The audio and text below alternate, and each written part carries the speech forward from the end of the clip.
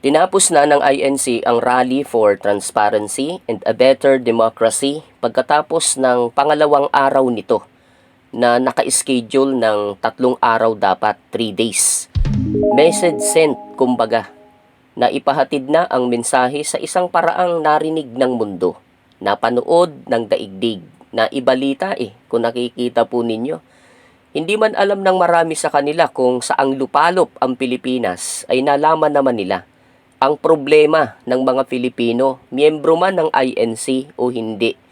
Ang tanong ay, dito sa Pilipinas, narinig ba at nakarating ba sa pandinig at sa pagkaalam ng mga pinatutungkulan ang sigaw ng mga dumalo? Sana naman, transparency, accountability, and justice. Tayo po ay nananawagan ng transparency, accountability, justice, at peace. Yung 2 araw ay sapat na para sa kapatiran. Ipinagpapasa Diyos na lang nila ang kahihinatnan.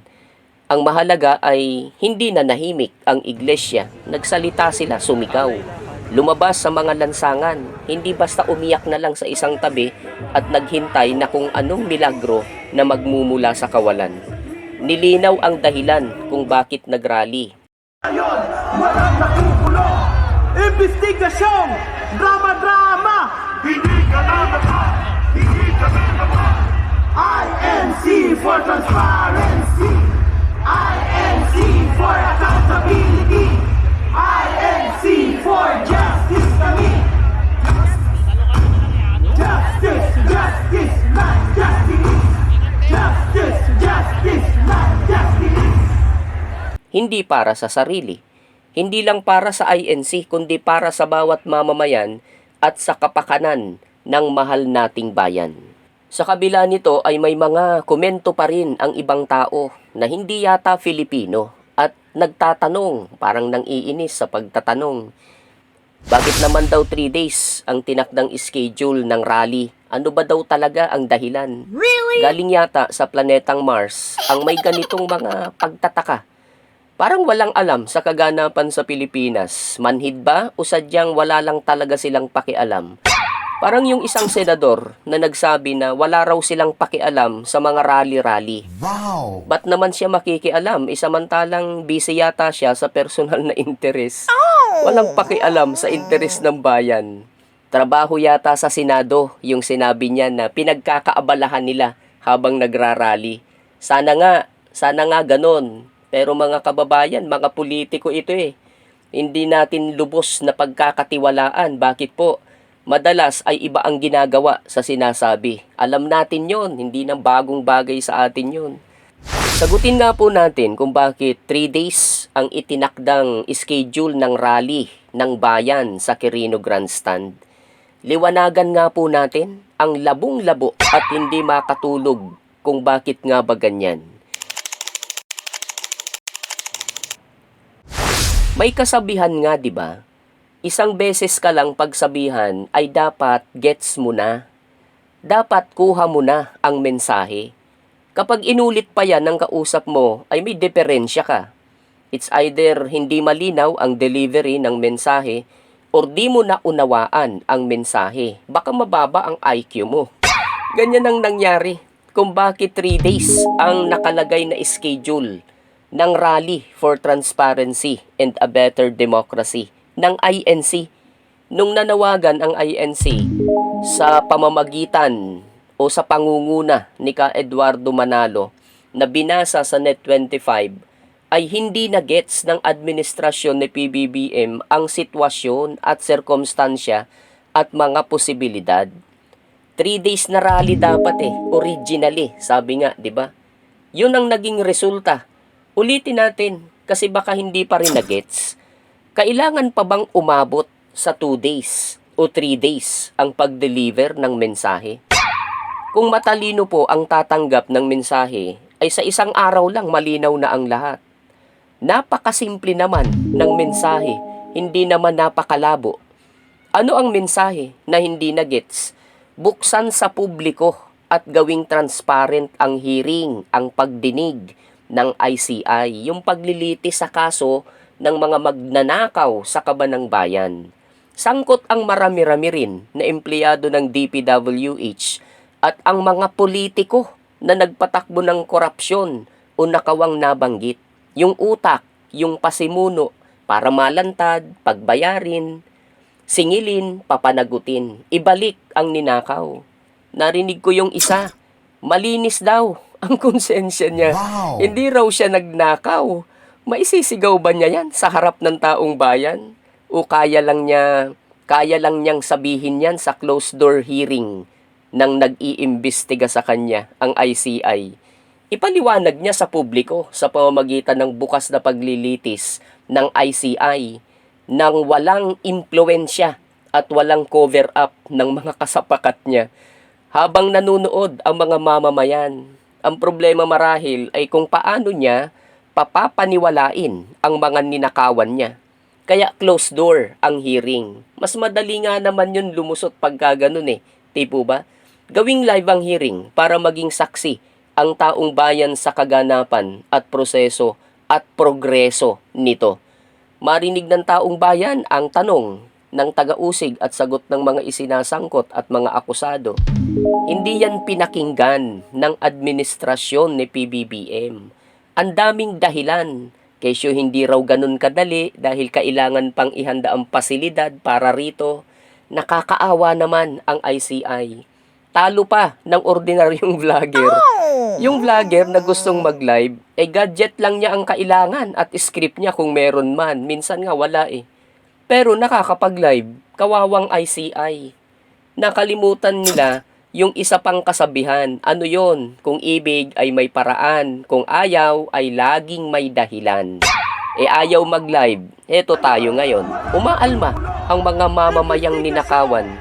Hindi lang naman sa Quirino Grandstand nagkaroon ng rally, pati dyan sa EDSA, sa People Power Monument. Ano ba ibig sabihin nun? Wala pa bang meaning yon sa mga dapat makaintindi kung may IQ talaga? Ipinagkakait nila sa mamamayan ang karapatan ng mga mamamayan bilang mga ninakawan na mapanood at marinig ang pagtanggi at mga alibay ng mga sanay na sanay magnakaw. Deserving ang ninakawan na malaman kung sino, paano, at magkano ang ninakaw sa kanila. Yung magkano ay alam na ng lahat, halos trilyong piso. Yung paano ay halos alam na rin ng buong mundo. Kutsabahan, takipan, male-maleta, bilyon-bilyon, halos trilyon, baka higit pa. Yung tanong naman na kung sino, yon ang may problema. Ang mga kakasuhan yata ay yung mga maliliit. Yung mga maliliit na magnanakaw, yung utak nakakover, nakatago. Paano nakatago? Pinoprotektahan kasi. Katunayan, walang transparency sa investigasyon. Daming paikot, daming drama. Drama lang talaga. Masabi lang. Matutuwa ang bayan kung ilalantad sila.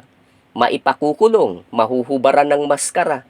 Paano magagawa yon? Yan ang sigaw ng INC at ng iba pa na dumalo sa rally. Saan man to ginawa? Transparency, justice, and accountability. Transparency pa lang ayaw nang gawin. Daming dahilan. Paano mo pa mailalapat ang justice? Paano mo pa mailalapat ang accountability? Panawagan sa gobyerno ni PBBM. Common sense lang. Ang INC, common sense ang ginagamit. Hindi nakinig sa pakiusap ang gobyerno na isa publiko ang hearing ng ICI. Di ba't dapat lang na ito ay isigaw? Paano isisigaw para marinig ng nananadyang walang marinig? Mag-rally, di po ba? Ilang araw? 3 days ang original na schedule. Naging 2. Ang tanong nga, kung babalikan natin, bakit nga 3? Baka hindi pansinin ang isang araw lang.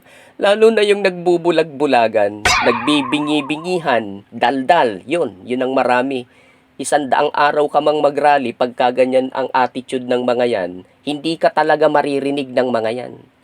Kung baka sakali na sa loob ng 2 days o 3 days, baka makaramdam ang mga ito. Paano pag hindi pa rin? Alam na this. Wala tayong maaasahan sa gobyerno natin pagka ganyan. Sabi nga, ang Diyos na ang bahala sa kanila. Mga kababayan, alam nyo ba na sa pagsamba ng INC nung pinaksa ang tungkol sa gagawing rally o pagkilos for transparency, ay ibinilin sa kapatiran na ano't anuman ang maging resulta ng pagkilos ay ituring ito na kalooban ng Diyos. Walang sinabi na guluhin ang gobyerno. Sa day 1 nga lang ng rally ay malinaw yan na binanggit ng isa sa nagsalita, di po ba?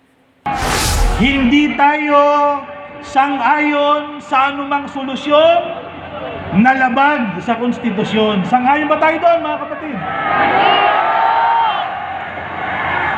Hindi tayo sang-ayon sa revolusyon. Hindi tayo sang-ayon sa revolutionary government. Hindi tayo sang-ayon sa kudeta. Hindi tayo sang-ayon sa snap election. Hindi tayo sang-ayon sa paglalagay ng civilian military junta. Basta yung hakbang magbubunga ng karahasan at kaguluhan, hindi tayo sang-ayon dyan. Ang gusto natin, lahat ng solusyon, lahat ng hakbang, dapat sumunod sa paraang legal at payapa. Walang 3-day rally o 2-day rally ang INC kung nakinig ang gobyerno sa panawagan ng mga mamamayan sa transparency ng pagdinig. Kailangan po na iparamdam sa gobyerno ang hinaing ng bayan. Hindi nagbibiro ang taong bayan dahil hindi biro ang nakawang nangyari. Kung hindi seryoso ang gobyerno sa drama-dramang investigasyon, seryoso ang taong bayan. Biro ba yung 3-day rally o 2-day rally? Hindi po. Ulanan, arawan ang mga dumalo. Ano yon? Drama? Sakripisyo ang tawag doon para sa bayang ninakawan. Kung hindi kayang gawin ng iba sa anumang kadahilanan, dami kasing dahilan ng iba At yung iba naman dahil sa hindi kayang gawin, nang iinis na lang. Yung mga dumadalo ay iniinis nila. Para bagang hindi Filipino ang pakiramdam. Parang yung nagrarally ay hindi mga Filipino at parang walang karapatang magrally. At sila lang ang may karapatan. Yung mga nasa bahay, nanunood lang, wala namang ginagawa. Di po ba't ganun ang nangyari? Kung hindi nila kaya, kayang-kaya po ng iglesia na magrally at magpakita ng puwersa at iparinig ang boses ng mamamayan. Ako po, personal kong nakita, naramdaman ko ng harapan ang kaisahan ng kapatiran para sa matinong layunin para sa bayan. Personal kong napatunayan, positibo rin ang aking pananaw na sa pagkilos na ito ng iglesia, ang buong Pilipinas po ang makikinabang.